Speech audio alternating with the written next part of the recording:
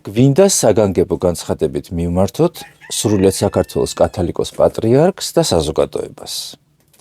მივმართოთ ქართველი ერის და ქვეყნის წინაშე ჩადენილი ძალიან დიდი დანაშაულის გამო. რამოდენიმე დღის წინ გავრცელდა მიტროპოლიტ მეუფე ანანია ჯაფარიძის რამოდენიმე ვიდეო მიმართვა იერუსალიმიდან, თუმცა ამ ყველაფერს წინ უძღოდა ჩვენი ვიზიტი იერუსალიმში. ჩვენ იერუსალიმში ვიმყოფებოდით, ზოგადად წმინდა მიწაზე ვიმყოფებოდით ივლისის პერიოდში, სადაც ვიღებდით საქართველოს ისტორიის, დაკარგული ისტორიის უმნიშვნელოვანეს ფურცლებს და მათ ქართველი ხალხისთვის ვაცოცხლებდით. აღდგა უამრავი ისტორია და გაკეთდა ახალი აღმოჩენები, რეალურად ისეთი აღმოჩენები, რომლებიც არ იყო ცნობილი აქამდე საქართველოს ისტორიისთვის. დაახლოებით ერთ თვეში, როგორც ჩანს, მიემგზავრება მიტროპოლიტი ანანია ჯაფარიძე იერუსალიმში და იმეორებს აი ამ როგორც ვთქვათ, მარშრუტებს და ისტორიის თხრობას, თუმცა აქ გარკვეული მიზნები უკვე ჩანს.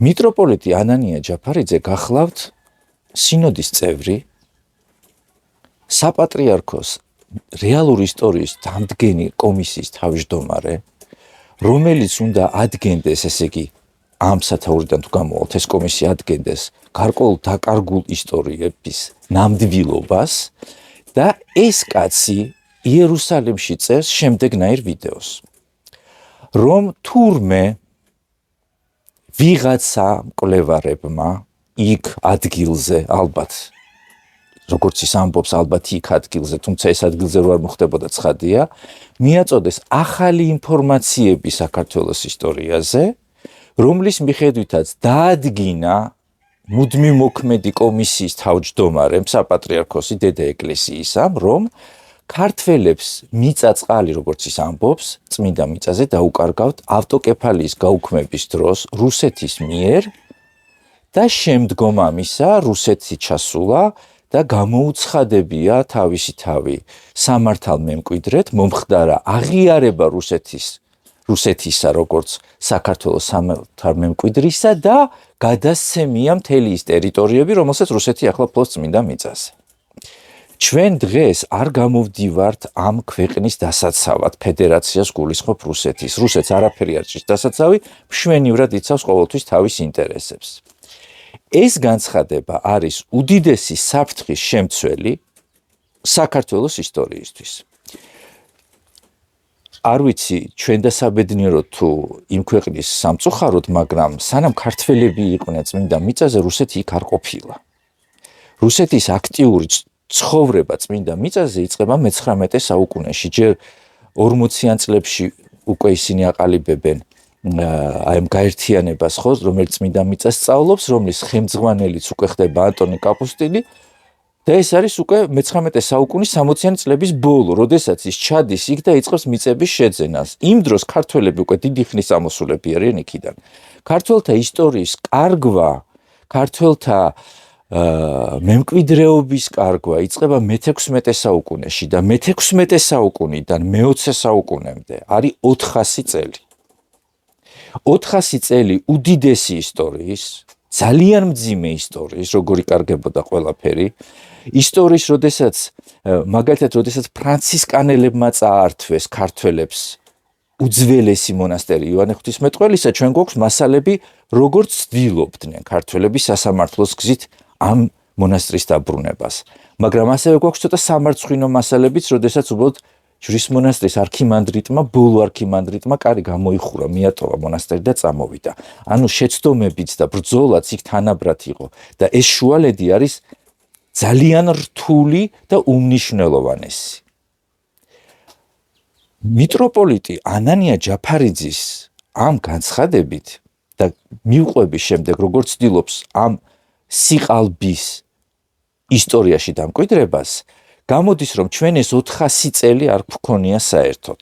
ანუ მოპარულია საქართველოს ისტორიის 400 წელი, მოპარულია მთელი მემკვიდრეობა და ანანია ჯაფარიძე ამ განცხადებით ასხავს მტრის წისქვილზე წყალს. ახლა აგიხსნით რატო. დღეს მიუხედავად იმისა, რომ ქართველებს იქ არაფერი აღარ გვაქვს, გვაქვს სტატუსი, მაინც გაქვს სტატუსი. სტატუსი იმისა, რომ მოხდა ისტორიული უსამართლობა და ერი, რომელიც ბურჯი იყო წმინდა მიწის, დღეს ქოხსაც არ ფლობს. და დღეს, როდესაც ჩადიხარ, შენ მაინც პატივისცემას იმსახურებ, რომ აი ამ ისტორიულ უთანასწორობაში შენ მოხდა ისე, რომ ყველაფერი დაკარგე, მაგრამ შენ ღირსება იქ კიდევ ახსოვთ. მაგრამ დღევანდელი განცხადებით, როდესაც ანანია ჯაფარიძე ამბობს, რომ თურმე ავტოკეფალიის დროს აგერ გუშინ დაგვიკარგავს ყველაფერი, გუშინ, ეს გუშინ იყო ისტორიისთვის და შემდეგ რუსეთმა გამოაცხადა თავი სამართალ მემკვიდრედ და ბევრი მსჯელობის შემდეგ მოხდა ამის აღიარება, ამითი გამოდის შემდეგი რამ. რომ წმინდა მიწაზე არსებულმა კონფესიებმა, ეკლესიებმა განიხილეს რუსეთის პრეტენზია, აღიარეს იქ რუსეთის უფლებები, როგორც სამართალ მემკვიდრის, მათ არანაირი ვალი არ აქვთ საქართველოს წინაშე, რომ მათ მთელი ეს ქონება, როგორც სამართალ მემკვიდრეს უკვე გადასცეს სხვა ქვეყანას და შესაბამისად სამართლიანობა არის ესე გასწორებული. ერთადერთი შენ შეგიძლია ედაო მხოლოდ რუსეთს, მაგრამ რუსეთს ვერაფერში მოედავები. ვერ მოედავები, იმიტომ რომ იმათ არაფერი შენი არ წაუღიათ იქ ნამდვილად. შენი ყველაფერი დაკარგული იყო, როცა ის კაცი მოვიდა იქ, კაპუსტინი. შესაბამისად გამოდის, რომ ერთის მხრივ გვაქვს აღიარება იმისა, რომ ქონება გადაეცა სხვას და ყველამ ხელი დაიბანა, მაგრამ მეორეს მხრივ ამას ვერასოდეს ვერ დაამტკიცებ, იმიტომ რომ ასეთი ისტორიული ფაქტი არ მომხდარა. ეხლა მაინტერესებს გისვათ კითხვას, საზოგადოებას და ბოლოს დაუსვავ შეკითხვას მის უწმინდესობასაც. რა ვუყოთ ისტორიებს, რომ თავი დავანებოთ, თუმცა ვერ დავანებებთ, რა ვუყოთ ტიმოთე გაბაშვილს, რომელმაც იმოგზაურა, აღნუსხა, რა ქონება ჰქონდათ ქართველებს ნაწილობრივ აღნუსხა და ჩამოიტანა თავისი ნაშრომი, რომელიც გვაქვს ქართველებს. როგორ შევაფასოთ იგივე კონჭოშვილის, გიორგი ავალიშვილის, ალექსანდრე ცაგარელის შრომა, რომელმაც უზარმაზარი შრომა გაწია და რომ არა ალექსანდრე ცაგარელი არ ვიცით დღეს კიდე რა მოვიდოდა ჩვენამდე. ეს მთელი საუკუნეებია, ხო? რა მოვუხერხოთ გრიგოლ ფერაძეს, რომელიც გარდა იმისა, რომ იქ ჩავიდა, შეისწავლა ადგილზე. ამის გარდა ის წავიდა სხვადასხვა ბიბლიოთეკებსა და არქივებში და სათითაოდ აგროვა პილიგრიმული ჩანაწერები და წყაროები. ანუ გამოდის, რომ ამ ადამიანებს არ უარსებიათ, ან ეს ადამიანები იყვნენ უბრალოდ მატყუარები, მათ ტყვილი დაწერეს, რადგან ანანია ჯაფარიძეს ახალი გარემოებებითა და ვიღაც ინკოგნიტო მკვლევარის თურმე ჭორით, იმიტომ რომ ის ამბობს, რომ მითხრეს, ანუ ჭორს ყვება ეს კაცი, ხო? ეს ადამიანები ვინ გამოვიდნენ? გაზის კამერაში შევიდა გრიგოლ ფერაძე. თავი გაწირა. რა ვუყოთ ჩემი და გიორგის შრომას? 10 წლიანს, რომელმაც სრულიად ახალი, უმნიშვნელოვანესი ცნობები შეძინა საქართველოს ისტორიას. თუნდაც ერთს ვიტყვი, რომ იერუსალიმის პირველი მონასტერიც კი იყო ქართველთა ნაგები, რომ იმ პირველი მონასტრიდან დადიოდნენ მაცხოვრის საფლავის ძმები, ანუ საძმო მაცხოვრის საფლავზე და მხოლოდ შემდგომ ააშენეს უკვე მონასტერი, რომელიც დღეს ცნობილია დიდი პანაგიას სახელით, თუმცა ადრე ის მამათა მონასტერი იყო. უამრავი რამ. ეს ყველაფერი ამ კაცმა გადახაზა, ამ კაცმა მთლიანად გაანადგურა 400 წლიანი ისტორია, იმიტომ რომ ეს დაჭირდა ვიღაცას. როდესაც თქვენ საზოგადოება ხშირად გვეკითხებით ხოლმე, როცა ისმენთ აი ამ ისტორიულ ფაქტებს, რომ როგორ გაქრა ისტორია, ვინ გააქრო ისტორია, სად გაქრა ისტორია, რატომ არის ქართველთა ისტორია დამალული, აი ამიტომ. და პირველი განცხადება, როდესაც გაკეთდა, ჩვენ ვიფიქრეთ, რომ რაღაც შეცდომაში იქნა ეს კაცი შეყვანილი და სიმართლე გითხრათ არ გვინდოდა ესეთ მკვეთრი განცხადება გაგვეკეთებინა, მაგრამ ამას მოყვა მეორე განცხადება ზუსტად ანალოგიური და რაც მთავარია, ასევე მიტროპოლიტმა თავის ვებგვერდზე ვიდეო განათავსა შემდეგი სახელწოდებით, რომ საქართველოს მიწაწყლის დაკარგვის ისტორია წმინდა მიწაზე. 3 წუთიანია თუ 5 წუთიანი. ჯერ 5 წუთში როგორ უნდა მოყვე 400 წელი ძალიან მაინტერესებს, მაგრამ ანუ ეს კაცი რაც ცდილობს ერთი ვიდეო, მეორე ვიდეო ვებგვერდზე დადებული ინფორმაცია და ამას არ აკეთებს რიგითი ვინმე სასულიერო პირი ან რიგითი ვინმე მოქალაქე. ამას აკეთებს სინოდის წევრი და ამას აკეთებს კიდე არა მხოლოდ სინოდის წევრი, არამედ ნამდვილი ისტორიის დამდგენი კომისიის თავმჯდომარე. იმის მაგერ თუ ნამდვილი ისტორიის დადგენა უნდოდა გიორგის რო არ ეთარგმნა და არ ეშრომა ამდენი ალექსანდრე ცაგარელის თარგმანზე ნამდვილი ისტორიის დადგენა თუ უნდოდა ქართველებს არ გვაქვს ცაგარელის თარგმანი ისე თარგმნა ხო შეიძლება დაეთარგმნა ანუ ჯამში იცით როგორი პრობლემა იქნება რომ დღეს საპატრიარქო ჩვენ ეხლა ვცდილობთ საპატრიარქოს დავეხმაროთ რეალურად საპატრიარქო აღმოჩნდება ძალიან ცუდ მდგომარეობაში ჯერ ეს ერთიც თემა მსოფლიო მიწის ქართველთა ისტორია შებახმას ბევრი არ იღებს მაგრამ ოდესაც ჯაფარიძის განცხადებას ნახავენ და აუცილებლად უკვე ნანახი აქვთ მინიმუმ ხო დაქცინებენ და ჩათვლია რომ შენ ხარ საცოდაობა მეორე საკითხი რა გამოდის რომ ანანია ჯაფარიძე ახლა რუსეთის ეკლესიასთან იწყებს სქიზმას, იმიტომ რომ ამბობს, რომ საქართველოს ეკლესიის ქონება მიიტაცა რუსეთის ეკლესიამ. კიდევ ამბობ აქ რუსეთის პოზიციაზე დაცვაზე არ ელაპარაკი, რომ ცეთქვა საბერძნეთის ეკლესიამ, რო ეთქვა, რა ვიცი, კიდევ სერბეთის ეკლესიამ, მნიშვნელობა არ აქვს. ეკლესიის ქონება მიიტაცა ეკლესიამ. ეს არის დანაშაული, ეს არის ძალიან დიდი სქიზმის საფუძველი. მე დარწმუნებული ვარ და გიორგიც რომ ეს არანაირად არ არის არც შეთანხმებული კი არა კათოლიკოს პატრიარქთან ნათქვამიც კი იმიტომ რომ ჩვენი პატრიარქი ყოველთვის რასაც უფრთხილდება და ყოველთვის უფრთხილდებოდა ეს იყო საქართველოს ურთიერთობებს გარე სამყაროსთან და არა მხოლოდ გარე სამყაროსთან შიგნითაც კი და ამ დროს კეთდება ესეთი განცხადებები და განცხადებები არა უკვე მცდელობა იმისა რომ ისტორია დამახინჯდეს, შეიცვალოს და სხვანაირად დამკვიდრდეს ქართულ რეალობაში. თქვენო უწმინდესობა. ეს სიტუაცია უნდა გამოსწორდეს დაუყოვნებლივ. როდესაც პირველი ვიდეო ატვირთეს და ჩვენ გამოვაქვეყნეთ ღია წერილი.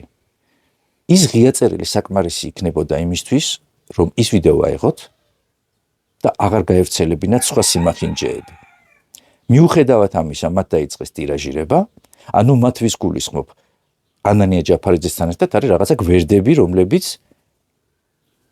აი ამ ყველაფერზე მუშაობს ეს რომ დაგეგმილი და სპეციალურად გაკეთებული ამას ლაპარაკი რა თუნდა ხო ეს ინფორმაცია არასწორი სახელით და აღწერილობით დევს ანანია ჯაფარიძის საიტზეც საიდანაც უნდა გაქრეს იმიტომ რომ ეს არის არასწორი ეს არის ზიანის მომტანი და ისიც ფაქტია, რომ ჩვენი ნამდვილი ისტორიების თხრობის შემდეგ ვიღაცამ ჩაიყვანა ეს კაცი 75 წლის არის. 75 წლის მანძილზე არ გახსენებია ეს ყველაფერი. ამ ადამიანმა სამწუხაროდ არ იცის თქვენო უწმინდესობა საქართველოს ისტორია. მან სამწუხაროდ არ იცის, რომ დოსითეოსა აქვს საქართველოში გამოგზავნილი უამრავი წერილი, სადაც თავის დროზე ითხოვდა ერთი ბიჭი მაინც გამოაგზავნეთ ბერძნულის მცოდნე წერილებს რო იწერებით საქართველოსთან ვერ ვკითხულობ და რა აზრი აქვს ამ წერილების წერასო საქართველოს ისტორია სადარ გადაყლაპულა ეს არქივები არსებობს და ამ არქივებს ჩვენ ნელ-ნელა ვხსნით არ შეიძლება დღეს ისევ ქართველები მარხავდნენ საქართველოს ისტორიას და ქართველებს ართმევდნენ ისტორიას ის 400 წელი არის ძალიან მნიშვნელოვანი. ხვალ გამოჩნდებიან სხვა პირები, რომლებიც ახლა სხვა საუკუნეებს ამოშლიან. ანანია ჯაფარიძემ გააკეთა პრეცედენტი საქართველოს ეკლესიის სახელით. საქართველოს ეკლესიას ასეთი შეცდომები არ დაუშვია არასდროს. და თუ ერთ-ერთი ეკლესიის წევრი დღეს ძალიან დიდ შეცდომაშია შესული, რომელიც სამწუხაროდ ქვეყნისთვის ძალიან საზიანო აღმოჩნდა, მაგრამ ჯერ შედეგები ცხადი ამას არ აქვს საბედნიეროდ და სანამ არ აქვს, იმედი მაქვს კათოლიკოს პატრიარქი მიიღებს შესაბამის ზომებს. საერთოდ მე ვფიქრობ, რომ ეს კაცი ამ კომისიაში იყოს და თავმჯდომარე იყოს კი არა, საერთოდაც არ უნდა იყოს არსად, რაც ისტორიას ეხება, იმიტომ რომ მან დღეს თავისი რეპუტაციაც გაანადგურა. ადამიანი, რომელიც საკუთარი ისტორიის 400 წელს ანადგურებს და ამახინჯებს, მისი ვეღარც ერთი ჩანაწერი, რაც საქართველოს ისტორიას ეხება, ვერ იქნება სანდო, სარწმუნო და რაიმე თვალსაზრისით გამოსაყენებელი. ყველაფერი, რაც მართალიც კი დაუწერია, ისიც ყალბია უკვე. იმიტომ რომ პრეცედენტია და ვერავინ ვერ დაიწყებს იმის გადამოწმებას, სად რომელ გვერდზე დაწერა ანანია ჯაფარიძე მთელი თავის ცხოვრების მანძილზე და სიმართლე და სატყუილი. სამწუხაროდ ეს გააკეთა. თუმცა მან ბევრი იშრომა თავის ცხოვრების მანძილზე. იმედი მაქვს, რომ საზოგადოება სწორედ შეაფასებს აი ამ მოვლენას. იმედი გვაქვს, რომ მისი უწმინდესობაც გარკვეულ ზომებს მიიღებს და ვწუხვართ, რომ მას კიდე რაღაც ზომების მიღება უწევს დღეს და ეს ისტორიული სიმახინჯე და დანაშაული, რომელიც დღეს მოხდა, სანამ ამისი კიდევ უფრო დიდი ტირაჟირება მოხდება, საერთოდ გაქრება სივრციდან. და ჩვენ გავაგზელებთ იმ ისტორიას, რომლის დაწერაც ქართველებმა ჯერ კიდევ ქრისტეს დროს დაიწყეს წმინდა მიწაზე. მადლობთ.